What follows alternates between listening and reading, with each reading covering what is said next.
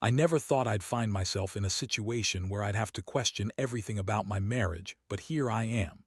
It started a couple of weeks ago when I noticed little things. A missed call here, a strange text message there. Nothing that screamed infidelity outright, but enough to prick my suspicion.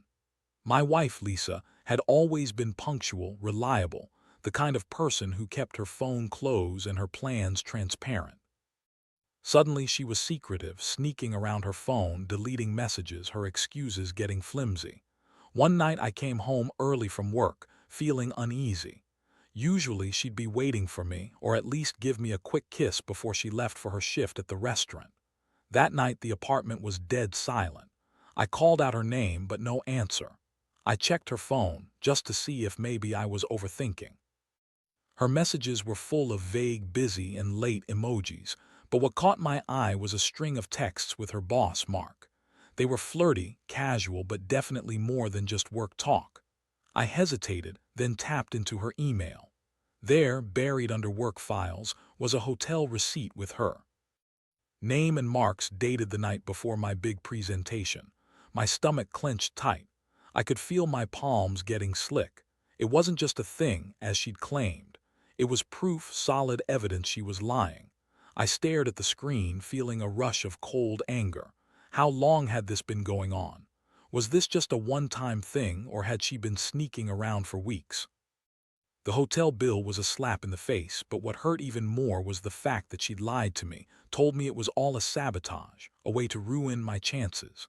I'd always believed in her, and now I couldn't tell what was real anymore.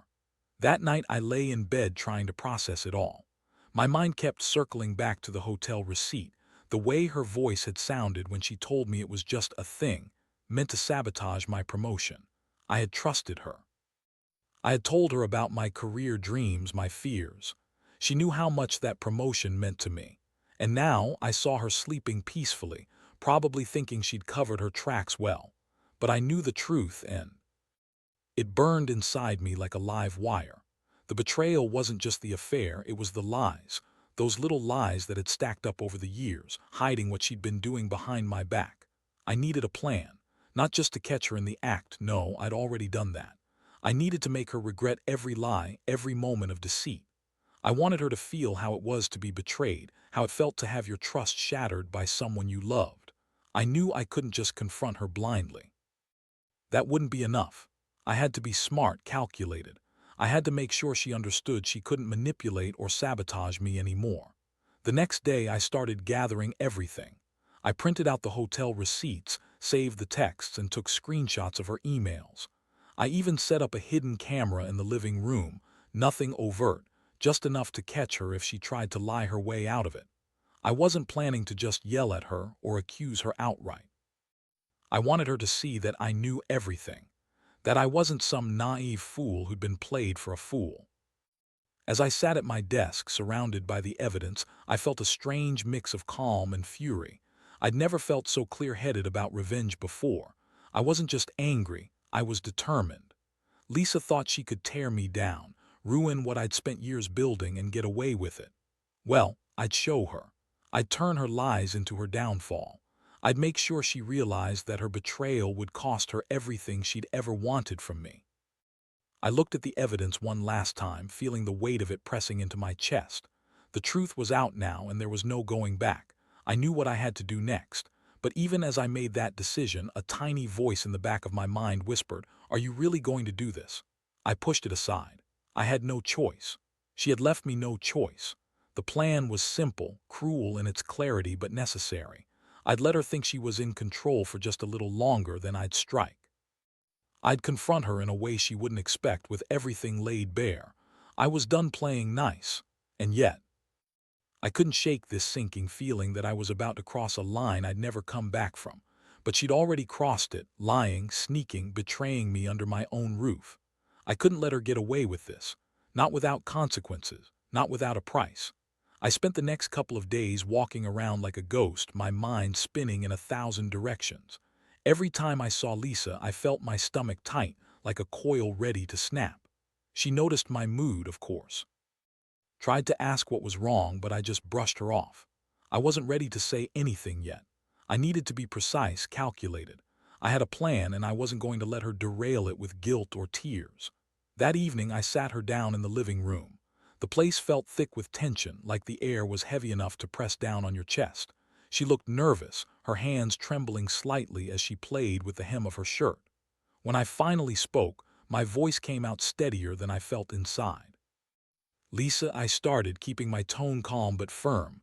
"I know about the hotel, I know everything."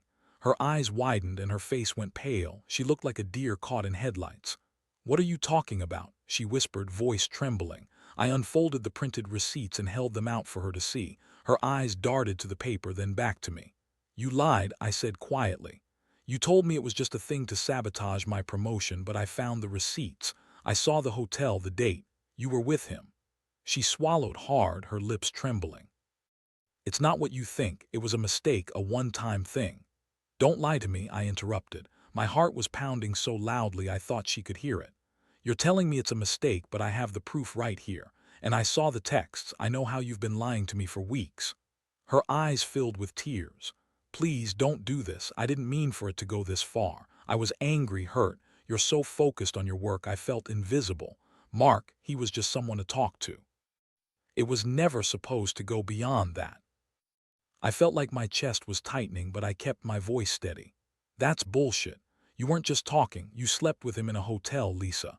While I was preparing for my big day, you were with your boss." I saw her flinch at the words. "Good. That was exactly what I wanted." She broke into tears, her voice cracking. "I was stupid. I thought I could, God, I don't know. I thought I could fix things between us. I was angry and I didn't think about the consequences. Please, I love you. I didn't want to hurt you." I clenched my fists, feeling the rage boil up. "Love? You call this love? Sleeping with your boss, then lying about it? That's pretty damn far from love." I took a deep breath, trying to steady myself. "You think you can just apologize and make everything okay? You're damn right I have a plan. A plan that'll make you see what your betrayal has done." Her sobs grew louder, but I was already starting to see her as a different person. Someone capable of anything, even the worst. I'd been blinded by trust, but now I saw her for what she was: a liar, a cheater, someone who'd destroy everything we built. I had to make her feel what that betrayal felt like, what it meant to be completely exposed, vulnerable, and powerless. I told her I'd be back in a few minutes, then I left the room. I went into my office, pulled out my phone, and texted the one person I trusted to help me execute the plan. I told him everything, including the evidence I had, and asked for his advice. His reply was simple: "Time to make her pay, be careful." Next, I started setting my plan into motion.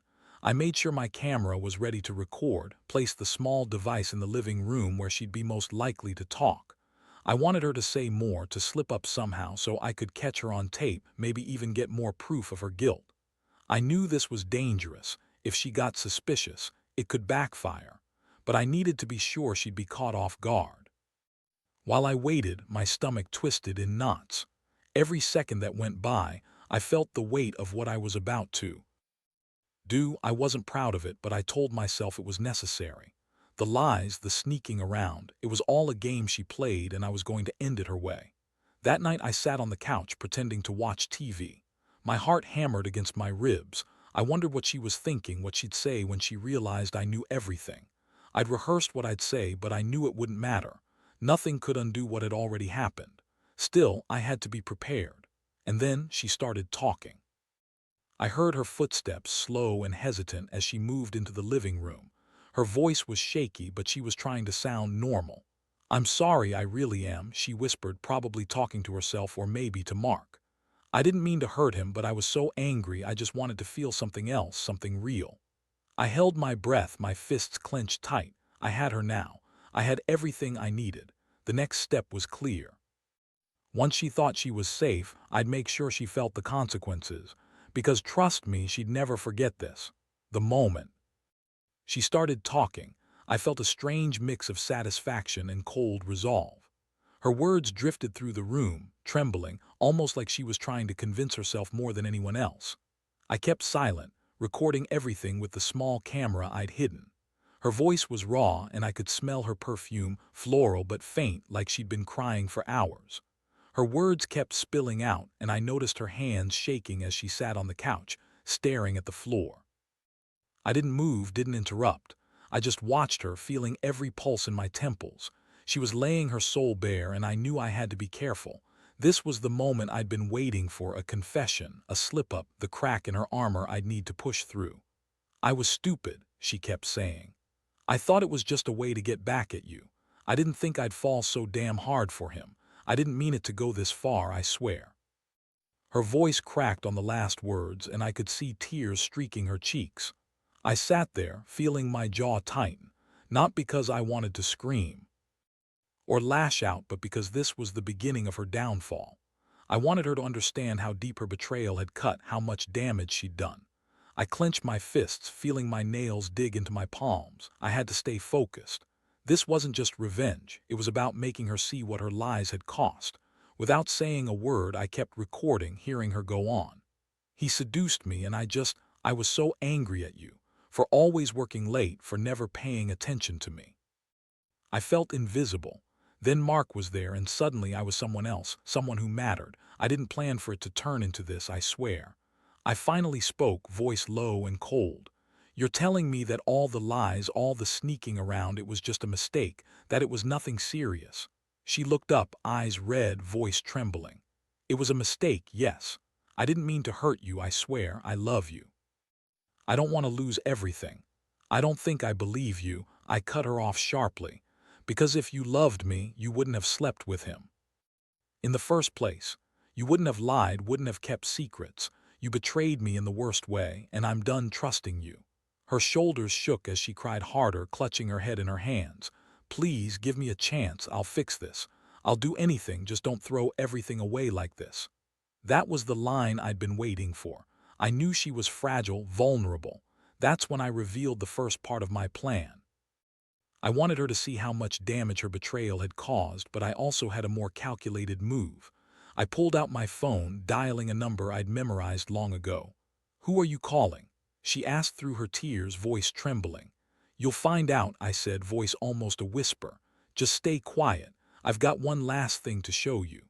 She looked puzzled, but I saw her eyes flicker with fear. Good, that's exactly where I wanted her. Because now I was about to turn her own betrayal against her, the ultimate reminder that she couldn't hide behind her tears forever. As I waited for the call to connect, my mind raced with the next steps. I had the evidence, the recordings, the hotel receipt. I was going to make sure she understood that her actions had consequences far beyond her expectations. This wasn't just about catching her cheating, it was about making her see the destruction she'd caused. The phone rang twice, then someone picked up. Yeah, a familiar voice. Someone I trusted, my friend Mark, the one she'd been with. "Hey," I said softly. "It's time she knows everything. I want her to hear it from him." I paused, then added with deliberate precision, "And I want her to understand what she's lost." Her eyes widened in alarm, and I saw her swallow hard. The room went silent for a second, then Mark's voice filled the air, calm but unmistakably guilty. "Lisa, I'm here. She's listening, and I want her to hear the truth." She looked at me, her face draining of color. The moment was finally here. I had her cornered with no way out. The truth was about to hit her like a ton of bricks. And I'd be the one to make sure she felt every ounce of its weight. The sound of Mark's voice cut through the tense silence, and I saw her stiffen.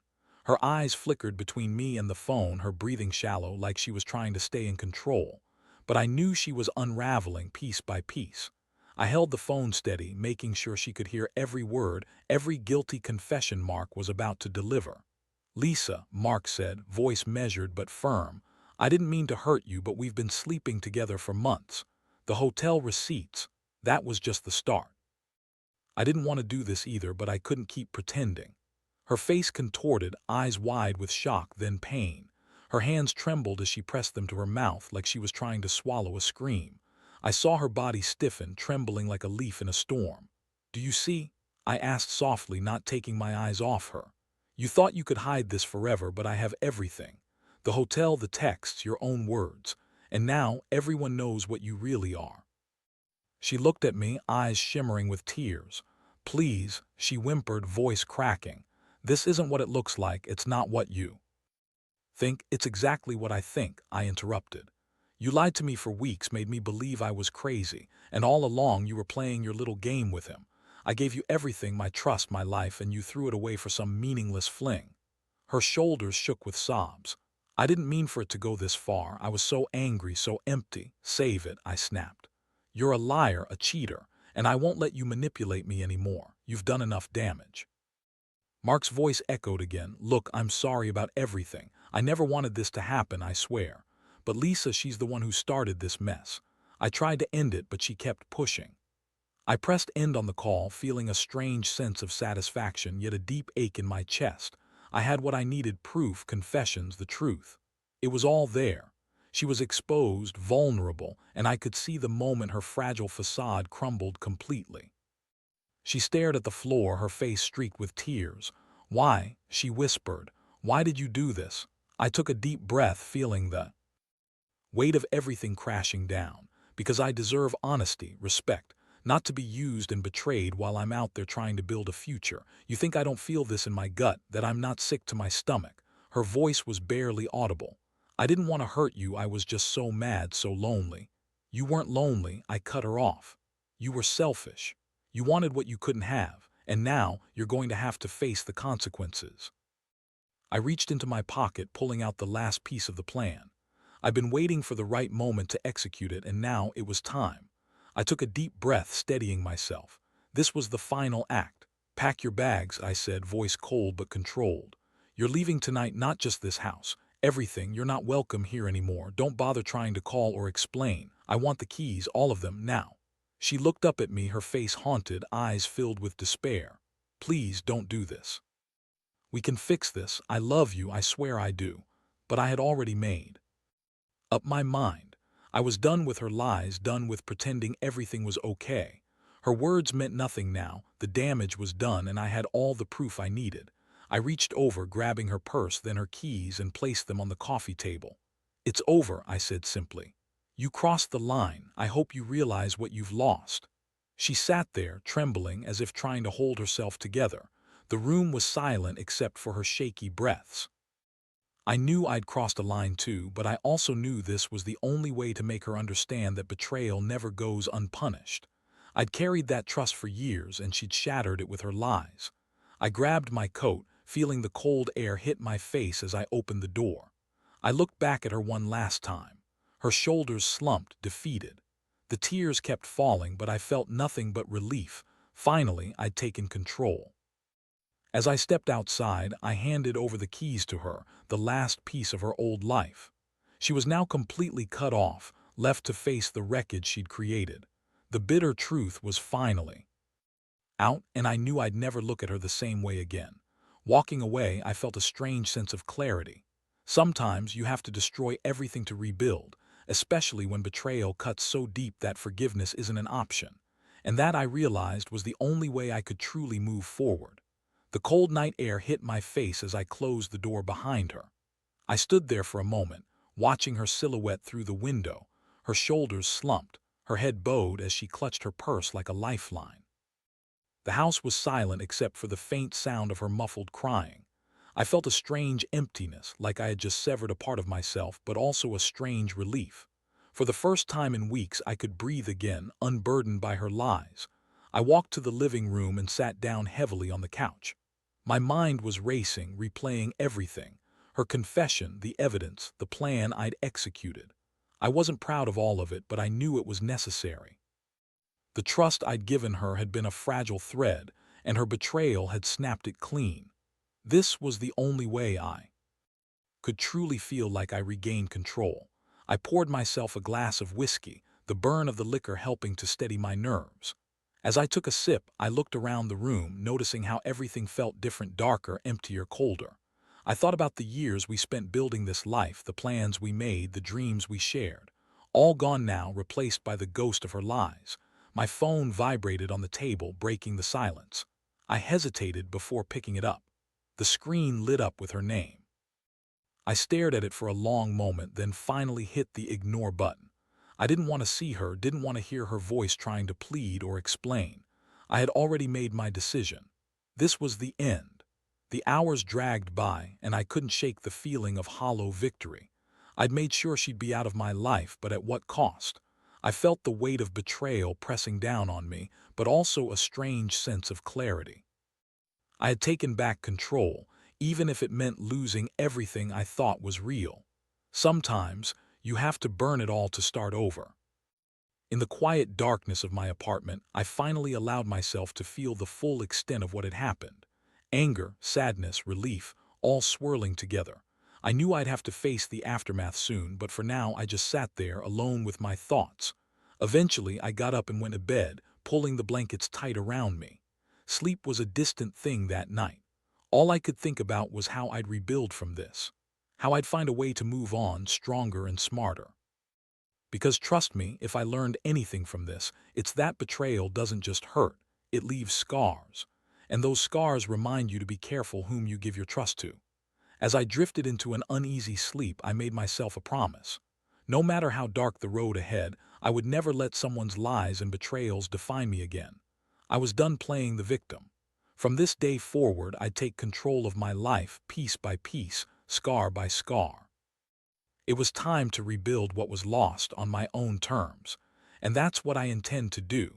Because sometimes the only way to truly move forward is to cut out everything that's holding you back, even if it means starting over alone. In the days that followed, I felt like I was walking through a haze. The house was still empty, echoing with the silence of her absence. Her scent lingered in the air, a faint reminder of what once was, but it was quickly fading. I knew I had done what I had to do, cut the cord, face the truth, and reclaim what little dignity I had left. It hurt. Hell, it still hurt. But I also felt a strange sense of liberation. This was the end of a chapter I never wanted to write, but it was necessary. I went to the bank that morning, handed over the keys, and officially changed the locks. I didn't leave her anything, no forwarding address, no chance to come back and try to fix her mistakes. I didn't want to look back. I didn't want to give her the power to come crawling back with apologies or tears. This was my new beginning. When I handed her the keys, she looked at me with red-rimmed eyes, voice trembling. "Please don't do this. We can still fix it. I love you. You." "Lost that right?" I said coldly, voice steady but firm. "I'm done. This is over, Lisa. You made your choice and I'm making mine." I saw her crumple, but I didn't care. That part of me, the part that still cared, had died with her lies. I walked out that door knowing I'd never look back. I didn't need closure from her. Her words, her tears, her apologies, they all meant nothing now. I'd already closed that chapter in my mind. I was finally free from the chaos she brought into my life. I couldn't change what she did, but I could control what came next. The first few days were the hardest. I kept replaying everything, the lies, the betrayal, the moment I found out. But with each passing hour, the pain dulled, replaced by a cautious hope. I realized I'd been carrying around a burden I didn't need. I was alive, I was still standing, and I could still rebuild. I started focusing on myself, reconnecting with old friends, taking long walks, rediscovering hobbies I'd pushed aside. The pain gradually turned into fuel. I was going to move on, better and stronger than before. I knew I'd be cautious with whom I trusted again, but I also knew I wouldn't let this define me. Not forever. Looking back, I see clearly what I learned from all of this. Trust has to be earned, and betrayal cuts deeper than anyone can imagine. But even in the darkest moments, there's a chance for rebirth. You just have to be willing to cut away what's rotten and start fresh. So to anyone out there who's going through something similar, trust your instincts, confront the truth head-on, and don't be afraid to walk away if it's what you need to do. Because in the end, the only person who truly matters in your story is you. And sometimes the bravest thing you can do is walk away and rebuild from scratch. I handed over the keys, filed for a new place, and started over. No more lies, no more betrayal. Just me, finally free, and honestly, that's the best feeling I've known in a long time.